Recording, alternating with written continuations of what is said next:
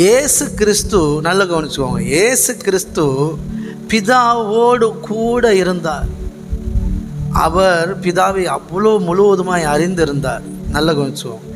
இயேசு கிறிஸ்து அறிந்தது போல் பிதாவை ஒரு மனுஷனாக அறியலை, யாருமே அறியலை. தேவதூதனுக்கு கூட தெரியாது பிதாவை பற்றி, ஏசப்பாவுக்கு மட்டும்தான் தெரியும். அப்படி இயேசு கிறிஸ்து பிதாவை முழுமையாக அறிந்திருந்தார். சரிங்களா?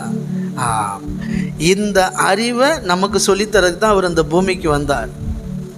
ஆமாம். அப்போ ஏசப்பா மூலமாக தான் நம்ம பிதாவை பற்றி தெரிய முடியும், நம்மளை பற்றி தெரிய முடியும், நம்ம மேலே என்ன எதிர்கால திட்டம் இருக்குன்னு தெரிய முடியும்.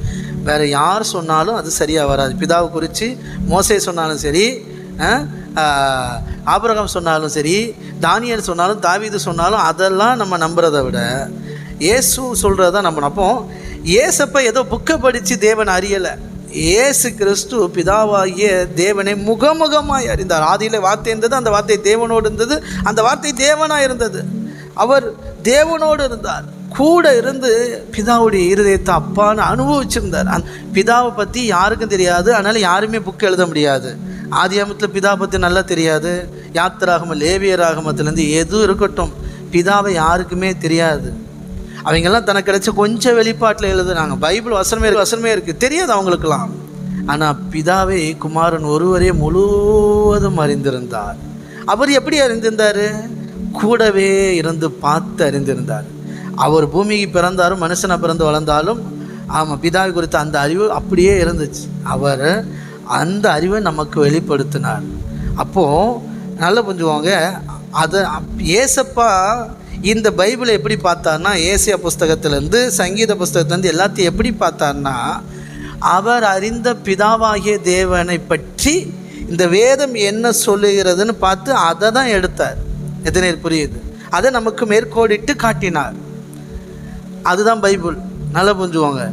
பிதாவாகிய தேவனை இயேசு அறிந்திருந்தார், முகமுகமாய் அறிந்திருந்தார். அவர் இந்த பைபிளில் இருக்கிற எல்லா வசனத்தையும் வச்சு பிதாவை அறியலை. அவர் அறிந்ததை வைத்து இந்த வேத வாக்கியத்தில் பிதாவை குறித்து என்ன சொல்லப்பட்டதோ அதை நமக்கு எடுத்து சொல்லினார். கையை தட்டி சீசர்களுக்கு எடுத்து காட்டினார். இப்போ புரியுதுங்களா? அறிவு இதான் பிரச்சனை.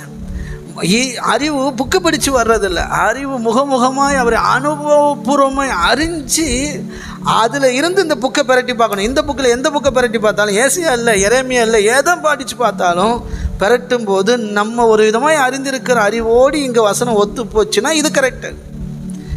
ஆனால் இங்கே தலைகீழ் ஆகிப்போச்சு.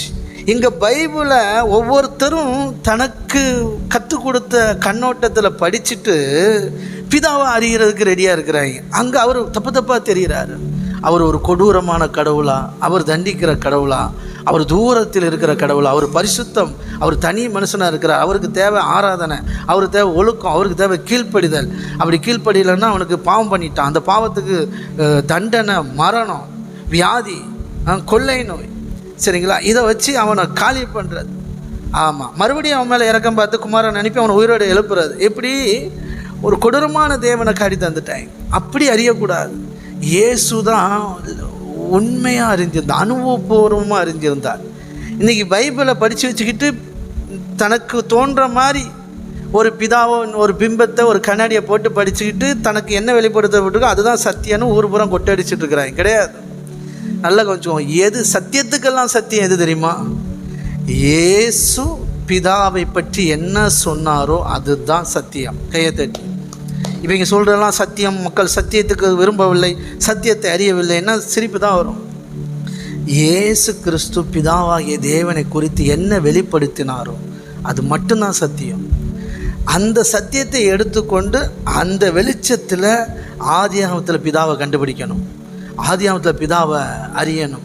அங்கே போட்டிருக்கு பிதா அவர்களை அழித்தார்னு போட்டால் ஏற்றுக்கவே கூடாது. இயேசு சொல்கிறாரு, ஆமாம், அழிக்கிறது கொல்றது பிசாசு வேலை. ஆமாம், பிதாவுடைய வேலை உங்களுக்கு ஜீவன் உண்டாகும், பரிபூரணம் அடையும் வேண்டும் என்பதே பிதா சித்தம் அப்படின்றார்.